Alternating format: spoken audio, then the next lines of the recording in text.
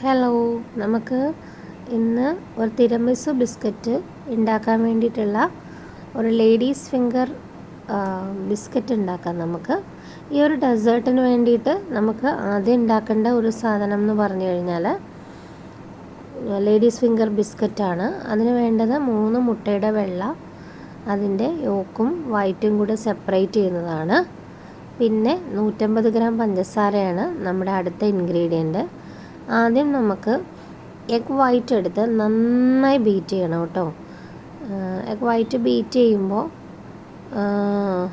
അത് മറ്റേ ബീറ്റർ ഉപയോഗിച്ച് ബീറ്റ് ചെയ്യുക. ഒരു മിക്സിംഗ് ബൗളിലേക്കാക്കി നല്ലവണ്ണം ബീറ്റ് ചെയ്യുക.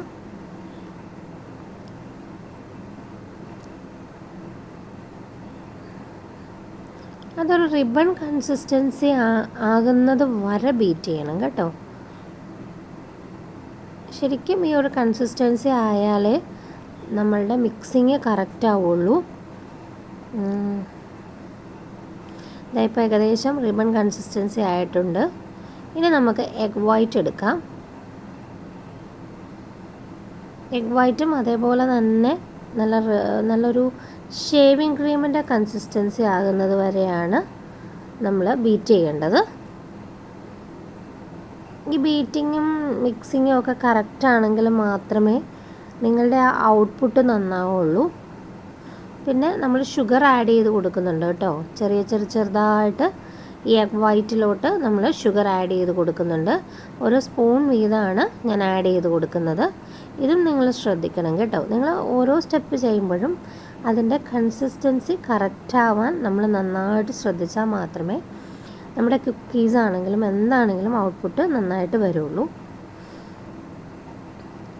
ഏകദേശം 150 ഗ്രാം പഞ്ചസാരയോളം, മധുരം കുറവുള്ളവർക്ക് 120 ഗ്രാം ചേർത്താലും മതിയാവും കേട്ടോ. അത് മധുരം നിങ്ങളുടെ ചോയ്സാണ്.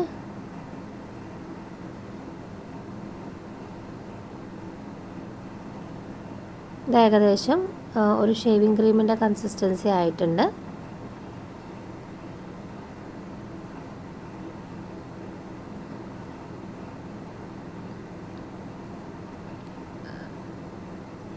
അതിനുശേഷം നമുക്ക് ഈ ഷേവിങ് ക്രീമിൻ്റെ കൺസിസ്റ്റൻസിയും റിബണിൻ്റെ കൺസിസ്റ്റൻസിയുമുള്ള രണ്ട് കാര്യങ്ങളും കൂടെ മിക്സ് ചെയ്യുക. അതായത് എഗ് വൈറ്റും എഗ് യോക്കും കൂടെ നന്നായി പതുക്കെ മിക്സ് ചെയ്യുക കേട്ടോ. അധികം പതയൊന്നും വരരുത്. നമ്മൾ ചെയ്യുമ്പോൾ ബബിൾസ് ഒന്നും വരാതെ തന്നെ ചെയ്യണം. അപ്പോൾ അതിനൊരു വുഡൻ സ്പൂൺ ഉപയോഗിക്കുന്നതാണ് ഏറ്റവും നല്ലത്. ഇതിപ്പോൾ നല്ല കറക്റ്റ് കൺസിസ്റ്റൻസി ആയിട്ടുണ്ട് കേട്ടോ.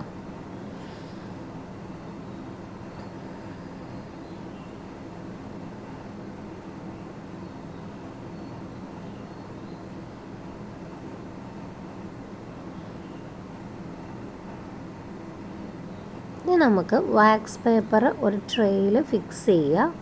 അതിന് വേണ്ടിയിട്ട് നമ്മുടെ ആ ക്രീം എടുത്തിട്ട് 4 സൈഡിലും ഒന്ന് ജസ്റ്റ് ഒന്ന് പിടിപ്പിച്ച് കൊടുത്തു കഴിഞ്ഞാൽ ഈ പേപ്പർ അവിടെ നല്ല ഒട്ടിയിരിക്കും കേട്ടോ. അതിനുശേഷം ഈ വാക്സ് പേപ്പർ തന്നെ ചുരുട്ടിയിട്ടാണ് ഞാനിവിടെ മറ്റേ ഇതുണ്ടാക്കിയപ്പോൾ എൻ്റെ കയ്യിൽ ആദ്യം ഉള്ളത് ഒരു പ്ലാസ്റ്റിക് കവറായിരുന്നു. അതിലാണ് ആദ്യം ഞാൻ ചെയ്തത്. പിന്നീട് ഞാൻ ഒരു വാക്സ് പേപ്പറിൽ ചുരുട്ടിയിട്ടാണ് നമ്മുടെ കോൺ ഉണ്ടാക്കിയിട്ടാണ് നമ്മുടെ ബിസ്ക്കറ്റ് ചെയ്തേക്കുന്നത്. ഇതിപ്പോൾ ഒരു പ്ലാസ്റ്റിക് കവറിലാണ് ചെയ്തേക്കുന്നത്.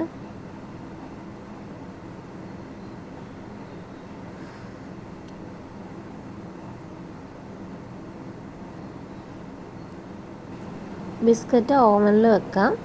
150 ഡിഗ്രി സെൽഷ്യസിൽ 15 മിനിറ്റോളം ബേക്ക് ചെയ്യുക. Biscuit ready.